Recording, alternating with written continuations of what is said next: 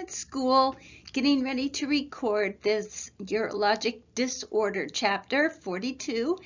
And since I just met with you this morning, I thought, well, I'll just be on view today, right now, and wanted to congratulate everybody on your test. It looks like you did really well, so good job with that.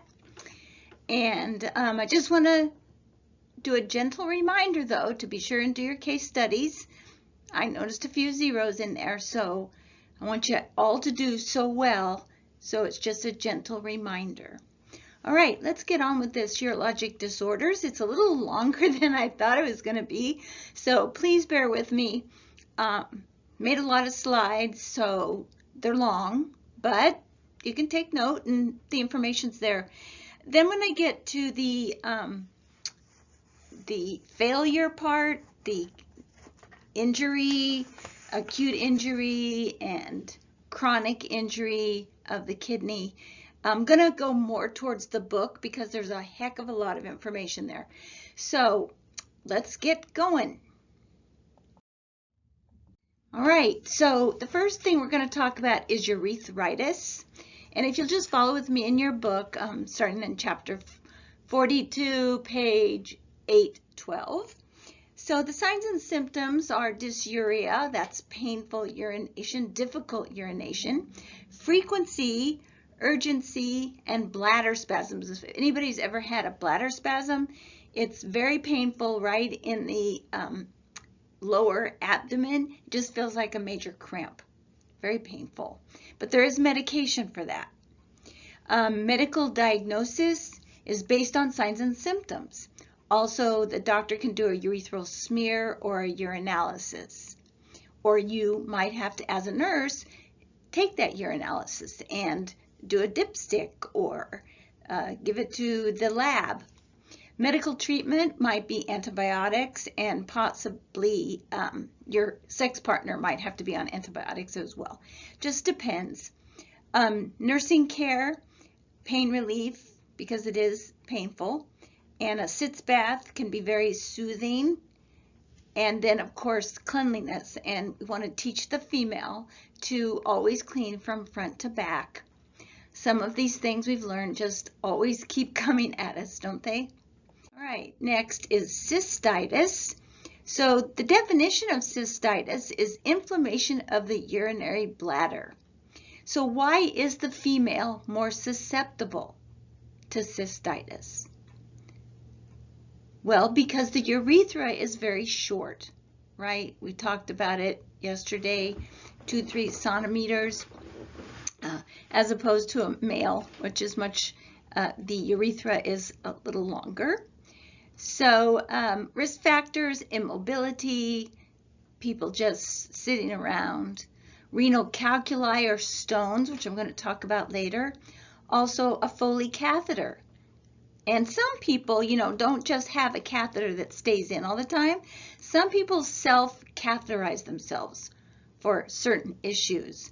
So that is always a risk for inducing or inserting some sort of bacteria. Then the signs and symptoms of cystitis would be urgency and frequency, dysuria, hematuria, a little blood, nocturia, you got to keep getting up at night and urinating. A lot of times it's like every 2 hours you've got to urinate. So you notice like, wait, this is not my normal pattern. Something's wrong here. Bladder spasms here, incontinence, and low-grade fever. Medical diagnosis is made by urinalysis and culture and sensitivity. No, not really sensitivity.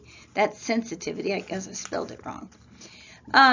Medical treatment is antibiotics, whatever the doctor has looked at your culture and sensitivity under the microscope and seen what that medication will work for you according to the bacteria that you have. Pyridium is one of those medications that will help with spasm and uncomfortableness that goes along with cystitis, but it does stain things orange. So that is one side effect. I also refer you to the teaching box here for cystitis. So be sure you read through that patient teaching. It just talks about reducing the future risk of infection, so how you can help your patient to not have this happen again. And if you've had this happen to you, be sure you read this box as well. Another thing is that as far as nursing care, encourage fluids. And we've always talked about if you get bladder infection, that's another word for bladder infection, cystitis, right? Drink cranberry juice because that's acidic. So sometimes that is in the teaching box. So some people abide by that rule. But fluids, especially any kinds, but water's always the best thing. 30 mLs per hour per day. And then any antibiotics that were ordered. I guess I didn't proofread these slides too well, did I? Okay. Next thing is interstitial cystitis. Now, I don't know if you know anybody with this. It's a chronic inflammation that can cause the bladder to become scarred and stiff, which reduces its capacity. So the pathophys is the chronic inflammatory disease that causes that scarring and stiffness, and that reduces the capacity or the ability to hold urine. Now the bladder is cool, it's like the stomach in the sense that it has rugae in it, and it allows it to expand and contract for capacity, because you can hold more than 300, 350, but because it has the ability to expand. But you also feel full, right, at that time, or you feel like you get that urge to go. And if you wait too long, then you start to go. So don't wait too long. Don't hold your urine too long either. That's not a good idea. Anyway, back to interstitial cystitis. You'll see as I talk through each one of these situations, problems, very similar. And that's because the diagnosis is similar, treatments are similar, nursing care is going to be similar. So I might speed up as we go along just because it's repetitive. All right, so I was talking about medical treatment, managed symptoms. Sometimes the cause is just unknown for this problem because it is an inflammatory disease, unknown cause, scarring and stiffening of the bladder. So medical treatment can be medications to prevent the uncomfortableness, and bladder stretching because it has become stiff. Nursing care, avoid acidic foods. Over-the-counter urinary alkalizers are available. Wear loose clothing. Also, on this one, there's a teaching box for interstitial cystitis. So if you'll look at that, and it does talk about foods to avoid, and some of the other things that I talked about, wearing loose clothing. Also a support group, because this is a long-term illness or disease. It's something that you have to live with. So sometimes talking to other people who have the same thing is good therapy. All right, pyelonephritis. Now, pyelonephritis is inflammation of the renal pelvis. So it actually is of the pelvis. We've moved up from the bladder, now we're up to the kidney. It may affect both kidneys, usually caused by an ascending bacterial infection. What that means is that, let's say you had a bladder infection, you didn't take care of it, and it ascended up the ureters into the kidney. Or maybe there was a blockage, and that blockage, maybe a stone, caused an infection to go up into the kidney. So signs and symptoms, high fever because there's a bacterial infection. Chills that goes along with that. Nausea, vomiting.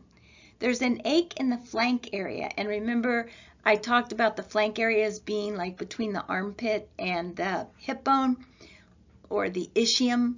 So that's the flank area, the side. Chronic fatigue. So that's one thing you're going to see and unique in your nursing care for this one, because the fatigue is, they just, so tired. Medical treatment, prevent further damage by getting rid of whatever caused that ascending bacterial infection. So prevent further damage, and you would get rid of whatever problem occurred. Maybe it's a tumor even. It might have to be investigated, looked at, right? Antibiotics might need to be given. Fluids, always with our kidneys until we get to the end and we find out renal failure.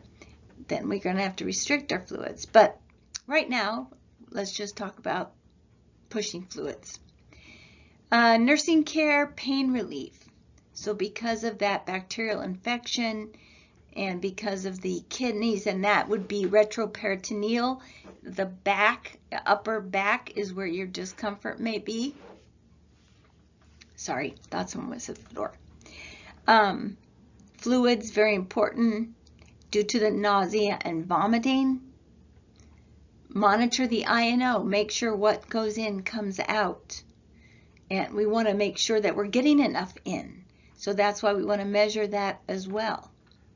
Watch for heart failure, though, because if you can't handle all those fluids, especially the elderly, then we're treating one thing and then we're going to cause another. That's why we, as nurses, have to be very astute and aware of what's going on. And what are the signs of heart failure? Well, edema. We're going to listen to the lungs. If the person starts coughing, we hear a rattling in their chest. So, good nursing awareness.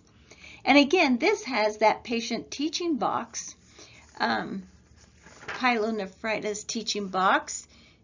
Take your medications as prescribed and limit physical activity and exercise because of the fatigue. Drink a lot of water and follow dietary protein and sodium restrictions. So be sure you read your book as well as looking at these slides. All right. So this is just a picture of what a polycystic kidney looks like.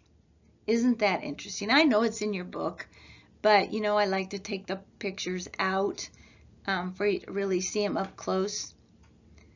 That looks pretty gross. Okay. So polycystic kidney disease. That's why I showed you that picture. Well, polycystic kidney disease is a hereditary disorder.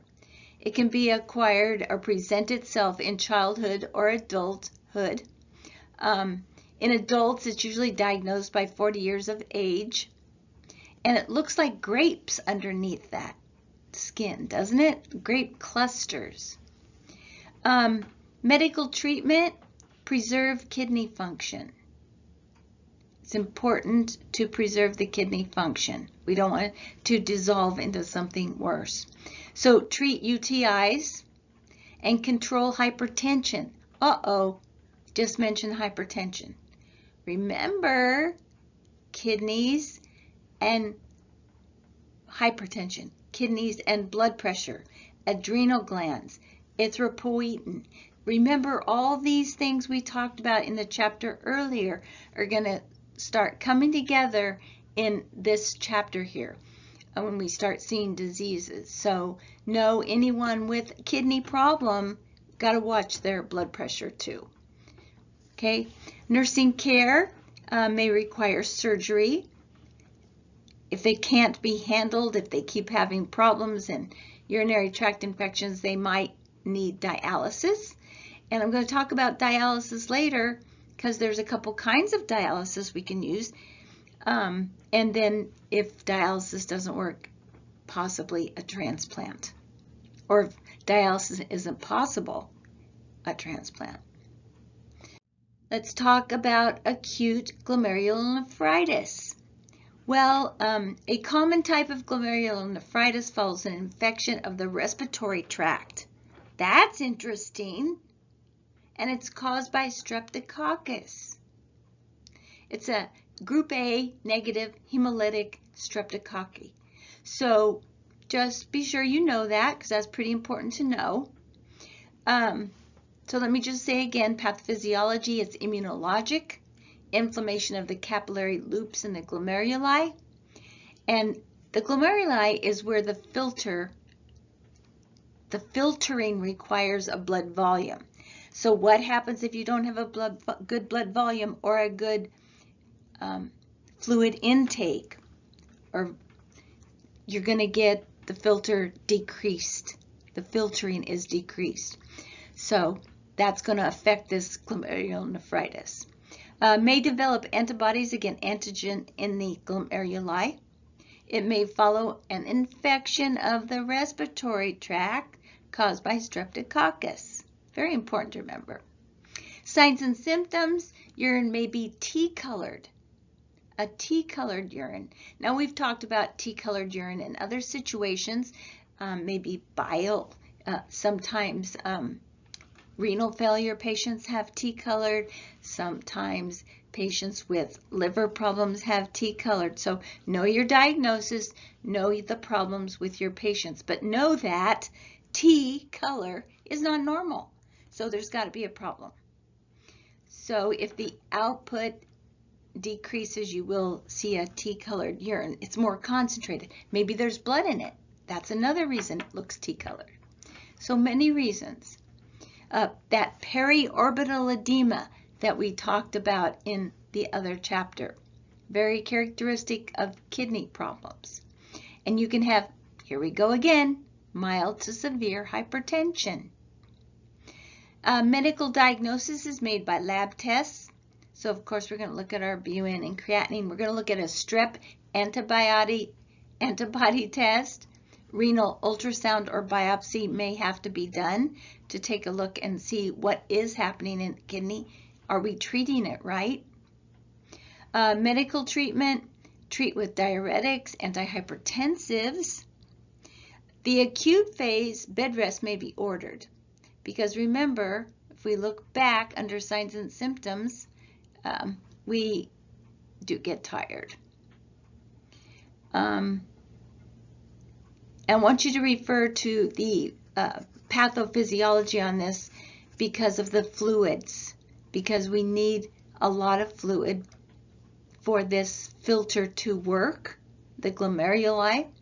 So we got to keep an eye on the fluid and make sure you don't get fluid overloaded. And then you can read through the nursing care. This is just a picture of a lithotripsy machine that's going to give the shock waves. And I'm going to be talking about that next. So renal calculi, urolithiasis. Love that word. Remember, lithiasis is a stone, right? We can have cholelithiasis, that's gallstones. Urolithiasis are stones in the urinary tract. It can be recurrent. I'm going to throw in a little story here. You know, I've got lots of stories with this kidney situations. But my daughter, when she was pregnant, got kidney stones or developed urolithiasis twice while she was pregnant. Very, very painful. And it's not uncommon. It's not uncommon for pregnant women to get gallstones or kidney stones because of the calcium intake. And the baby is taking all this nutrition from the mom. So it's not unusual for there to be some calculi in pregnancy. And again, very, very painful. And they can be recurrent. They can also run in the family. So if you have a family member that had kidney stones or renal calculi, maybe it might happen to you. So you've got to be on the alert. Pathophysiology. So there are some salts that are found in the urine, and it's in your book, so please read about those salts. And they're normally found in the urine, but instead of you getting rid of them, they bind together and they form a stone. Low calcium intake can cause urolithiasis. I love saying that word, so I'm going to say it a lot. Concentrated urine or dehydration. You're not drinking enough fluids. Now, I know my daughter was drinking enough fluids because she's a freak about that. So I don't think that was the situation, but it was the baby situation. But just got to be aware, right? And that is going to be part of our nursing care plan, is that we have to make our patients aware of what they need to do so that they don't have this happen to them again. All right, and it says that there's a lot of things listed on page 818, concentrated urine, excessive intake of vitamin D, low dietary calcium intake, family history, hyperparathyroidism. Now that's going to be our next lecture. We're going to talk about things like that. Gout, diabetes, obesity, gastric bypass procedures. Crohn's disease, you can see why I didn't put all these in the slide. Crohn's disease, renal tubular acidosis, immobility or urinary stasis. I know I talked about the ureters having a little bit of peristalsis to help the urine go from the kidney to the bladder, but still, if you are just laying around all the time, it slows down, right? Because it is a muscle. It's muscular movement, I should say. So if you're slowed down, just laying around, that may slow down too. And if you've ever noticed that when you are sedentary or just sitting around the house, you may not urinate quite as much. So we just want to make our patients aware. And as nurses, we also have to be aware because we want to be healthy. All right, so signs and symptoms. Oh, wait, let me go back up to pathophysiology. Sorry, I was talking about, I got carried away, the things that were listed on page 818. So most stones start in the kidney, which is nephrolithiasis, nephrokidney lithiasis, and travel through the ureters to the bladder, urolithiasis. Good words to know. So signs and symptoms, pain. Oh, it hurts so bad. I've heard that it's as bad as having a baby without anesthesia. So it's very painful.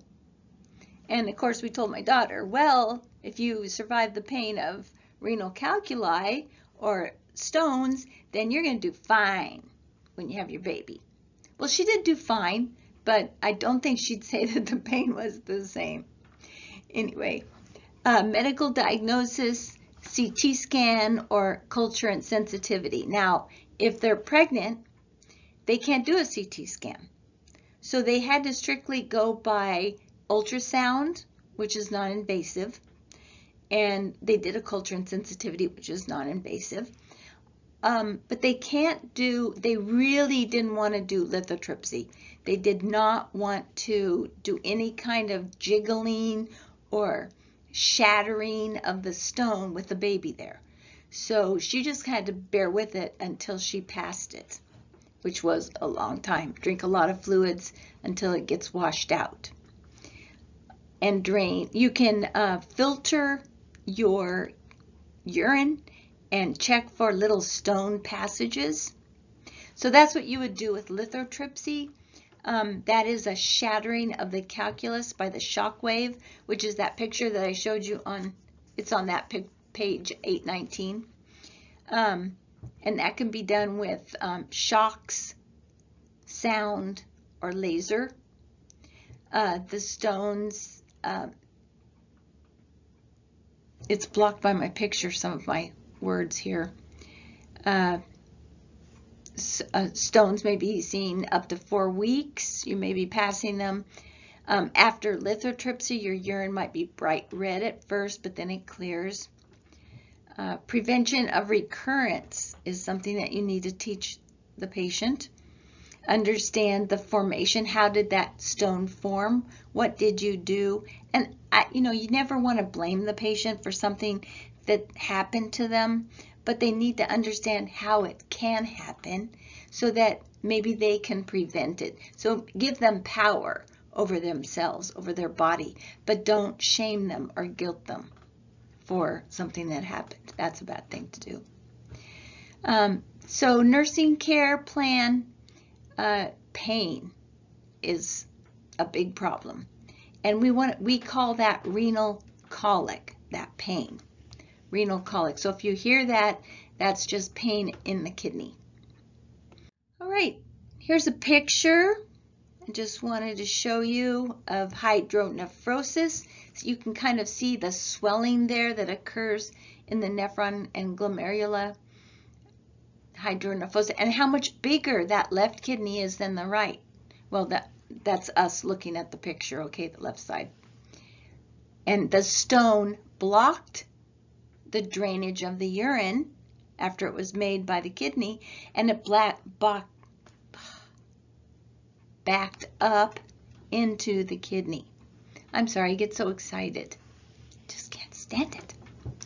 Right, and you can see in the other picture how the ureter is edematous or swollen from the excess fluid. So wherever the stone is above that, it can get edematous, retained fluid, because the urine can't pass the stone.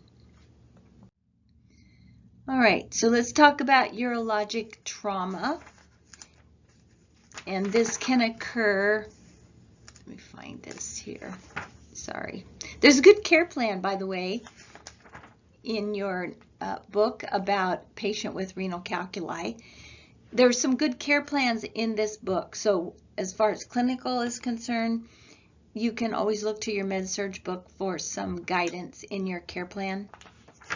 So let's go to the urologic trauma. And what do you think is the most common indication of urologic trauma? That gray Turner sign. I know I jumped a little bit, but I want to repeat gray Turner sign because it's important that you know. I saw it. I was watching one of those medical shows on TV the other day, and the patient had a gray Turner sign. They rolled him in and on the gurney, and I saw that gray Turner sign, which is a big bruise on the flank, and I went, gray Turner sign. And it's so much fun, isn't it, when you start learning these things and you can diagnose patients when they come in on the TV shows. Simple pleasures. All right, so penetrating injuries, most often from knives or guns, can also be blunt trauma, a force that's applied to the abdominal wall and the energy is diffused into the abdominal cavity. So that's where you get that bruising on the abdomen or the flank. Assess for signs of shock. Now we know this. Tachycardia, restlessness, hypotension, pallor. I put them in here because I would just want to drill it into your head. All right, pain and palpable abdominal mass. Sometimes you can feel the swelling underneath, so you can palpate that. And then again, that bruising over the flank. I'm sorry if I seem a little goofy right now. I've been working on this all day, so you know how you get kind of punchy after doing work, too much work. I know that's how you probably feel sometimes too. We're all in this together, and we're confined into our houses. I know it's stressful, guys. Hang in there. We're all going to make it through, and we'll come out hopefully better and stronger. All right. The provider may order a KUB, which is just a flat plate of the abdomen, urography, a CT scan, or an ultrasound to determine the extent of the injury. Most common indication why they would look into it, besides the Great Turner sign, but they're going to have hematuria as well. Severe injuries require surgery to repair.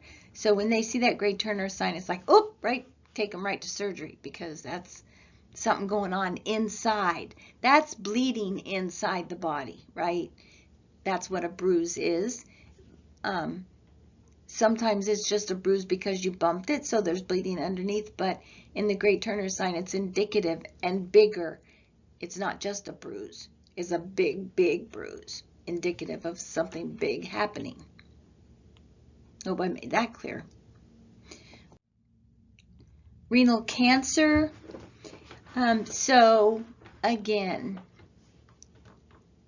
I'm going to have a lot to say about this.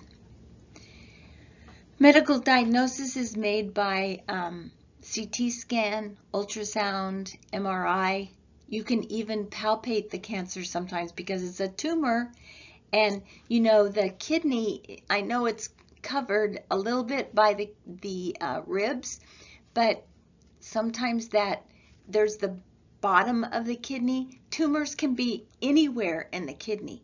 It could be on the top, and I'm going to say my husband to give you an example, because this can give you more of a visual or even a story that you can remember. Okay, so he had a tumor on the top of his kidney.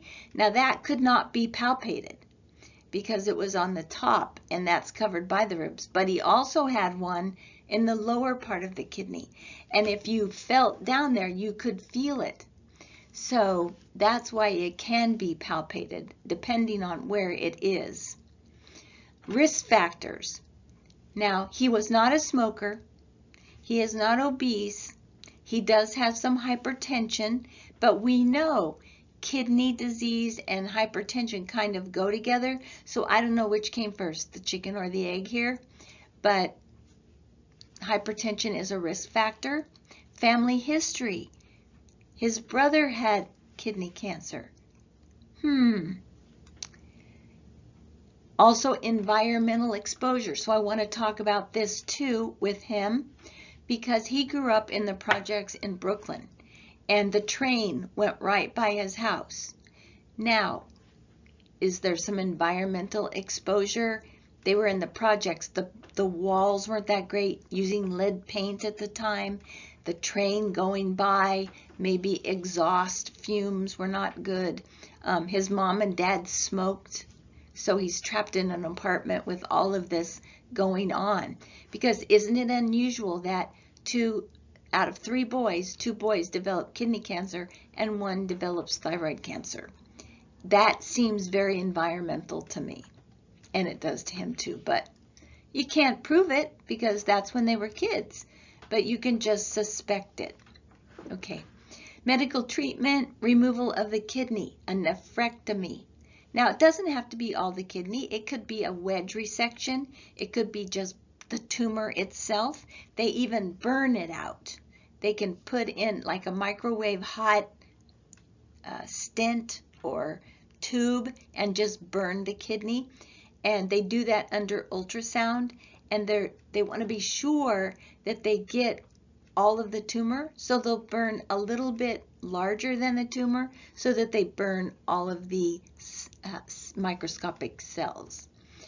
And that can be done laparoscopy. His was done robotically, which was interesting. So it can be done that way, laparoscopically, or just open the patient up and do a nephrectomy. The unique thing about renal cancer is that it is not responsive to chemo or radiation. So all you can do is just take out the tumor and just keep taking out the tumor or burning out the tumor. During surgery, now this is interesting too, so I have to say about this one. They have to clamp the renal artery in order to get to the kidney. And, you know, if they're doing surgery, his was laparoscopic, but still, they had to go in there and cut out the tumor, right? They had to clamp the renal artery so that they could get to the tumor so he didn't bleed. But they can only cross-clamp that renal artery so long or the kidney will start to die, right? So when they unclamped the renal artery, he had an unusual situation where they had 2 arteries going into the kidney. He had 2 arteries instead of just 1. And one of them started bleeding, and he almost bled out on the table. So, no cancer is ever riskless. So we always have to be regard our patients as being very fragile when they come back from surgery. Nursing care would be pain management. So if it's an open removal of the kidney and nephrectomy, they're going to be in a lot of pain. Regardless of how they took it out, it's going to be a lot of pain. Encourage fluids, because we've got to wash that kidney out. Make sure that all those nephrons and glomeruli are cleaned and washed out. Keep them working and filtering. Measure intake and output. So they should be on IV fluids, especially after surgery, maybe for a few days after, because they want a lot of fluids going through those kidneys, the filtering. And then you've got to measure the output. So they might have a Foley catheter so that you can really keep track of the intake and output. Daily weights, that can be a good measurement of whether you're retaining fluid or not. And remember, pedal edema, periorbital edema. Also follow the labs, particularly your BUN and creatinine. The osmolarity is important too. Watch for bleeding. So bleeding in the Foley, coming out through the kidney, from the kidney. Also bleeding at the site where they went into the skin. So watch the dressing after surgery, as well as the urine that's coming out to see if there's any blood in it. And how long does that blood stay? What color is the urine? Is there clots? So there's many things. Is there residue in there? Is it cloudy? So as nurses, look at our jobs. They're so important. So as in any surgical patient, encourage coughing and deep breathing, because we don't want them to get pneumonia. Get them up as soon as possible. As soon as the doctor says, you want to dangle them because they have been under anesthesia. In my husband's case, sorry to keep referring to this, but it's a good story, okay? So his surgery was 6 hours. The doctor told me 3 hours long. It ended up 6 hours because they had so much problems when they got in there. Then, so why am I telling you this? Oh, the coughing and deep breathing. It was very painful to cough and deep breathe. Remember, the kidney right by the lungs. So that's where your incision is, and it's hard to take a deep breath. So splinting is really important after surgery, renal surgery. Ambulate. What I was going to tell you, during the surgery, they put him in that Trendelenburg position so that all the organs fall more towards his head, and that robot could go in there and do the surgery. And because that way all the organs were down where the robotic arm could get to it. But because of that, think of this. This is good. His feet were up in the air. So blood drained out of his legs in Trendelenburg position. So what did that put him at risk for? DVT. Do you think he got it? Well, yes, he did. Of course. So, because the blood flow just wasn't there. And so the DVT, and what did that lead to? Pulmonary embolus. You're right. So he had every side effect that you could possibly have. Anyway, back to this. So be sure you monitor their incision and their urine for infection, and they will have a Foley catheter right after that because they want to keep strict INO. Bladder cancer. So we talked about kidney cancer, renal cancer, now move down, bladder cancer. It's the most common cancer of the urinary tract. Causes could be chemical agents. Smoking is big. Most patients who have bladder cancer are smokers. And I found this very interesting. Tryptophan can be a cause of bladder cancer. Read your labels. Signs and symptoms? Well, it's painless. They might not have a lot of signs and symptoms. Maybe intermittent hematuria, maybe decreased stream of urine because there's a tumor there. There's a cancer growing in the bladder, so it doesn't have a whole lot of, it may be covering where the urethra is, so that's why decreased blood urine flow. Or maybe they have frequency because that tumor is taking up space in the bladder. And that would be a sense of urgency as well. Medical diagnosis is made by cystoscopy, CT scan, MRI, the intravenous pyelogram. If you forget what that is, you can look that up in the previous chapter, which would be chapter 41, but it is where they inject dye, intravenous pyelogram, meaning they look at the kidney and the glomeruli, that whole area there. Why would they do a bone scan? Well, they're checking for metastasis because it can metastasize, and that would be one of the places that it goes with bladder cancer. You know, every cancer has a place where it can spread to. Bladder would be bone cancer. Medical treatment is surgery. Now, they can take out part of it, part of the bladder, the part that has the tumor.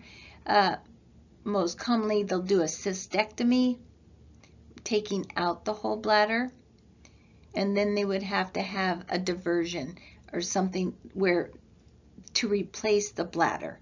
I have heard of them making bladders out of like pig or some other kind of tissue type bladder. That's been done at some high places. They do that, but more commonly they're going to have a urinary diversion for the drainage.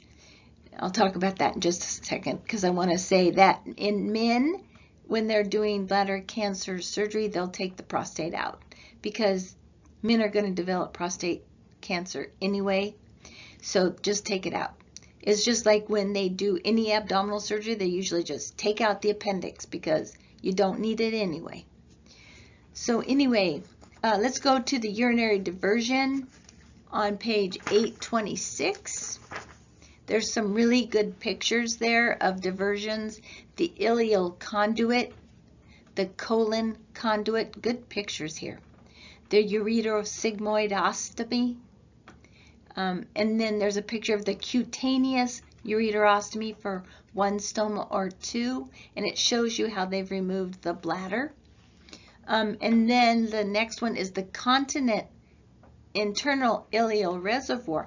That's the one where it doesn't come out, it doesn't show. You have to put a catheter in order to get the urine out. So as we know, the bladder's not going to, or the fake bladder's not going to hold a whole lot.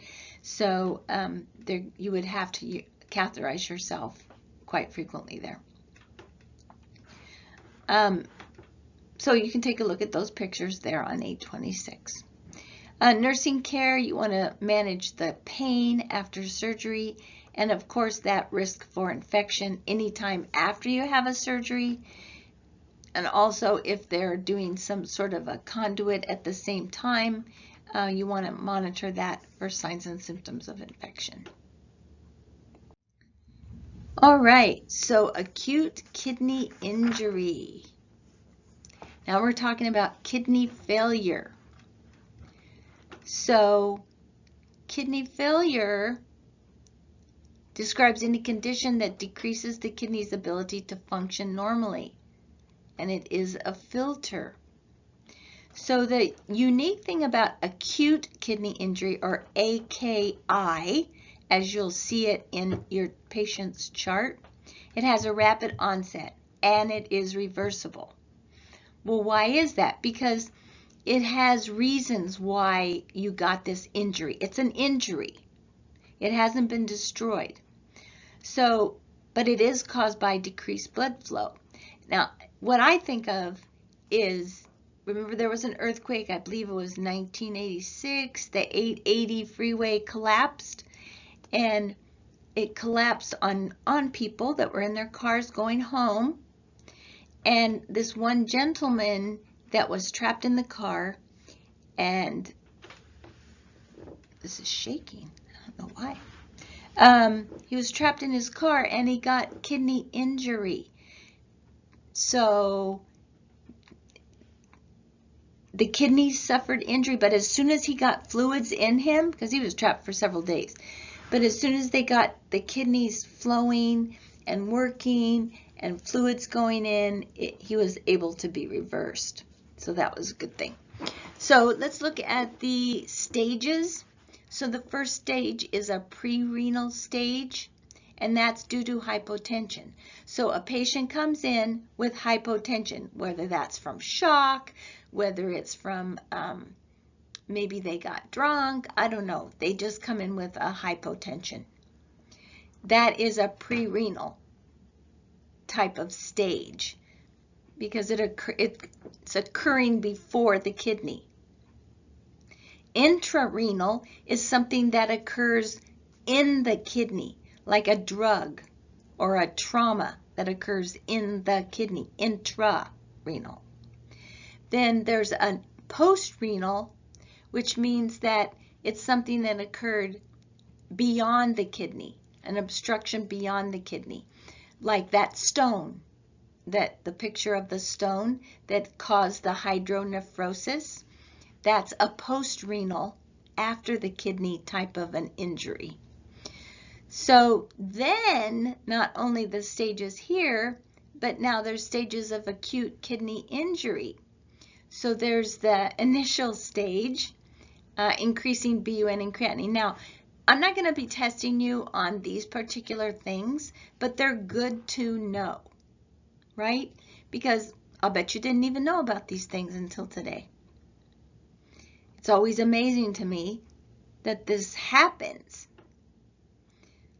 One time, it's another funny story. My husband had an argument with a kidney doctor, and my husband was a liver specialist. So they were arguing about which organ was the most intense, did the most things, was the most amazing, which organ. Can you imagine two guys, grown men, arguing about which organ was the most intense? Well, you know, the first dialysis machine was a washing machine, so there's your answer. The liver is much more intense, does 500 things. I know the kidney's amazing, but the liver is even more so. All right, let's go back to this, sorry. Stages of acute kidney injury. So the initial stage, the BUN and creatinine increase, but the urine output is normal. Then the oliguric or anuric stage, there's only 400 mLs put out by the patient in the whole day.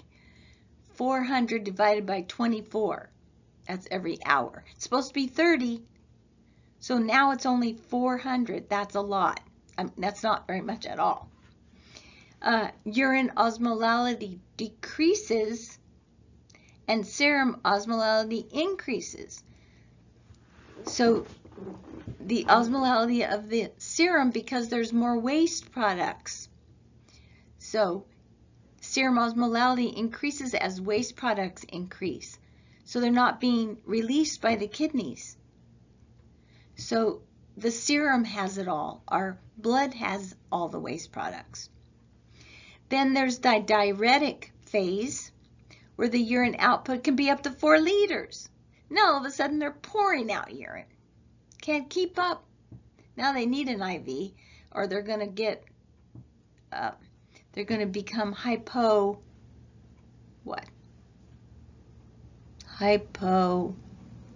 No.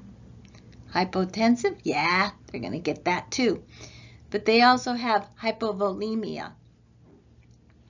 All right, so the urine output up to 4 liters a day. They excrete BUN and creatinine, potassium, and phosphorus, but retain calcium and bicarb. And then there's the recovery stage. That's yay, that's a good thing, right? Then the patient can live a normal life. Renal insufficiency is indicated by loss of approximately 80% of function. So it's possible to live a relatively normal life with renal insufficiency unless other illnesses place a burden on kidney function. We're going to be talking about that. All right, so you see the medical treatment, prevent further damage, fluid and diet restrictions, and then the nursing care would be sure to observe the INO, because as you see as they go through the stages, 1 minute they're not making much urine, and then the next time they're making a lot of urine. So it's very tentative how much fluids they need or not need. They might need dialysis to get rid of those waste products in the blood. And the patient's going to be very anxious because this is a traumatic situation. Then there's chronic kidney disease. Now, you've probably seen this in some of your patients. Progressive destruction of the nephrons. The final stage is called ESRD, which is end-stage renal disease. Maybe you've seen that. Or you might see CKD, which is chronic kidney disease. The patient may lose 80% nephrons before kidney function is impaired. That's a lot. But remember how many they have to begin with? 1 million nephrons per kidney. Creatinine clearance is an important measure here. If it falls below 15, dialysis or transplant is needed. The most common causes of chronic kidney disease would be hypertension. That's why we need hypertension under control. Silent killer, so it can kill you, but it can also cause other problems. So it needs to be kept under control. So be sure your patient understands how important it is to take their blood pressure medication. And I'm going to extend this out to the family as well, our families. Make sure they stay safe. Diabetes, so diabetes mellitus, can lead to chronic kidney disease. And you'll notice that a lot of your patients have diabetes as well. Atherosclerosis, so they're building plaque buildup. Blood flow to the kidney is decreased. Therefore, they're going to start getting chronic kidney disease. So signs and symptoms. Azotemia, which is the buildup in their blood.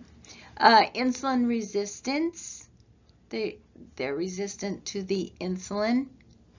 Hypocalcemia. And of note here, I have hypocalcemia is treated with calcium supplements or phosphate binders.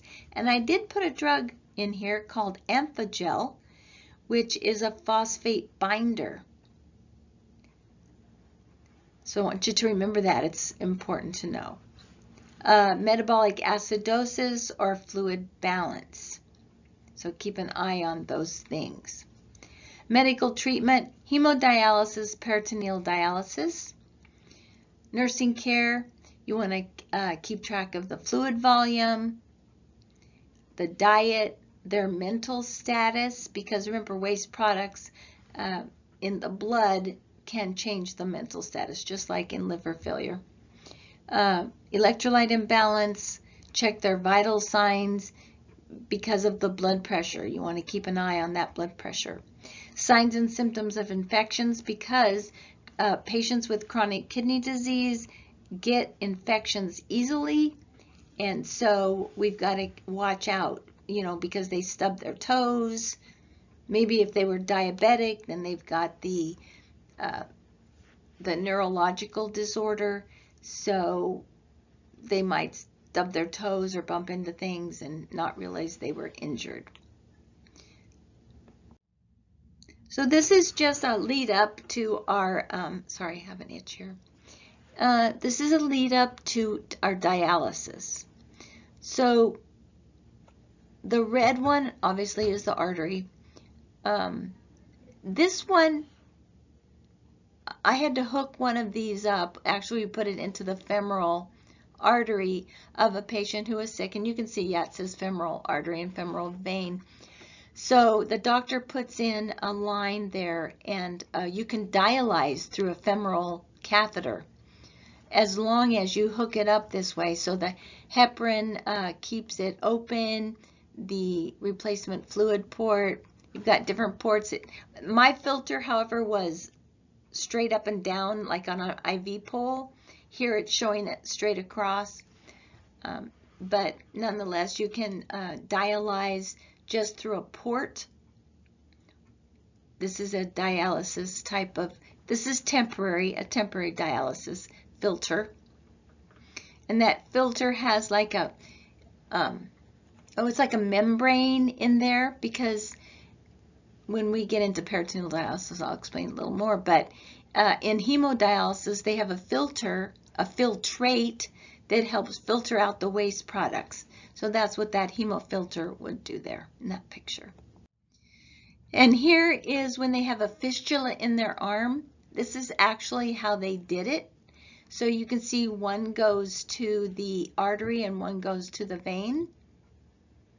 And then it goes to the dialyzer, the dialyze machine. And you can see the dialysis fluid concentrate. There's a pump that helps filter. And remember, so these patients, before they go to dialysis, you're going to do vital signs and await.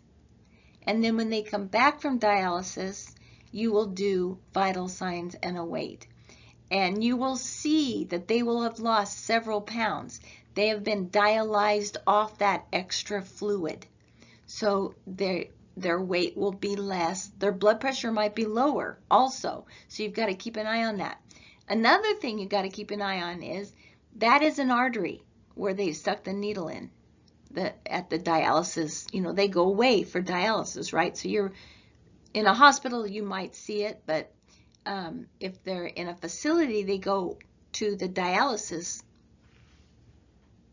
like in vitro or whatever those dialysis places are, and they're getting dialyzed, and then they come back and they have a Band-Aid over the site, right? Don't take it off right away, because it's an artery. They've had pressure on there to keep them from bleeding, but we don't want them to bleed from a dialysis port or a fistula. And a fistula means it's a connection between two things that normally wouldn't be connected.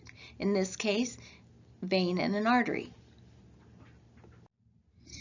Here's another picture of the forearm fistula, maybe a little bit better picture for you to see the way they've sewn it together. Very interesting, side to side. And then how did the doctor do it? Different doctors do it different ways. Also, patient's anatomy is different. They can do it in the forearm, they can do it in the upper arm. As you saw in the prior pictures, they can also do it through a port. It can be a port in the femoral artery. They can also temporarily dialyze in a port in the chest, because it takes a while for that fistula, if they put in a fistula in the forearm, it's got to cure or set or heal before they start dialysis. They can't start dialysis right away. So prior to that dialysis in a fistula, they're going to be dialyzed through a port probably in their chest. Maybe you've already seen that. Now this is a picture of peritoneal dialysis. I believe this is in your book also. It's not a very dark picture, is it? So what happens here is pros and cons too I want to talk about. It's great for patients that are young, because they have a little port in their abdomen, just a little short port, port like how you would see in patients who are getting tube feedings. It's a little port like that, a little smaller. And so when the patient goes to bed at night, they hook themselves up. This is usually how it works. They can do it anytime, but in the young patient, they like to do it at night so that they get a good night's sleep, and then they can disconnect and go about their day, go to work, go have fun with their friends. So the diastolate is in a bag that hangs above the head, above the heart, and it flows by gravity into the abdomen. Now the filter is the peritoneum. So your own peritoneum is used as the filter. Normally there's a filter in a machine, but in this way your body is the filter. And then it drains into like a Foley bag at the foot of the bed. So that's great for some people. There's a risk, and the risk is infection. I have seen a peritoneal catheter infected, because if you don't take good care of it, it can get infected. It is a port going into the inside of the body. And then they get peritonitis. So they get a whole infection in their whole abdomen, and that takes IV antibiotics and about 4 to 6 weeks of those. So it takes a while to heal. And meanwhile, they've got to be dialyzed. So they're going to have to be having a port and dialyzed through the port while their abdomen is healing from the infection. So it does have its side effects, but it works really well for some people. Okay, let's talk about renal transplant. So in renal transplant, somebody has to donate a kidney. Now it can be a relative. It can be, you can be on the UNOS network of donation network. It's throughout the country, so every state is hooked into this network. So it can be a live donor if you have a relative that's a match, or a cadaver donor. Pre-op nursing care of the recipient, the donor, okay, I've got this written a little confusing, but the donor must be 18 years of age. So that's important to remember. It can't be 16. They must be 18 years or older to donate a kidney. It's true for liver also. So donations, they have to be over 18 to give. The surgical procedure, I think I was going to refer to the book here. Just looking at the peritoneal dialysis too, it's really a good thing. There's no drawback to peritoneal dialysis except for that little tiny problem of infection if you don't take care of yourself. Okay, the renal transplant, again, kidney donors must be 18 years of age. Surgical procedure, so they can do that, sorry. Also, the donor can't have any medical issues. So that's another thing. They have to be very healthy for a donor. Cadavers must meet the same criteria as living donors. So if, you know, I have a donor card, so I could donate if I'm in good shape. And I cannot have hypertension, diabetes, cancer, or other organ-specific diseases in order to be a donor. All right. So the surgical procedure, the donor kidney is removed from the live donor in the operating room and taken to the adjacent room. So they're side-by-side rooms. Of course, if it's a live donor, a cadaver donor, it's put on ice and taken to you either by ambulance or airplane or helicopter. But nonetheless, it's still same thing where they've had to prepare patient that's donating the kidney, that's taken from them. And then the donor kidney, as I said, is removed from the live donor in an operating room and taken to an adjacent room or a different building if it's somewhere else where the recipient has been prepared. Cadaver kidneys removed under sterile conditions and transported to the hospital where the recipient is waiting. Complications after renal transplant: acute tubular necrosis, rejection, renal artery disease, hematomas, abscesses, and leakage of ureteral and vascular anastomosis. So where they sewed the two ends together, so to speak, the anastomosis, there's no leakage. And remember, this would be leakage of urine, so that's not a good thing. All right. With acute tubular necrosis, urine output may decline or water, but not metabolic waste may be eliminated. This condition requires dialysis until renal function improves. So if the renal transplant doesn't take place right away, they might have to have dialysis until it starts kicking in and doing what it's supposed to do. Rejection is a problem. Rejection is characterized by fever, elevated blood pressure, and pain over the location of the new kidney.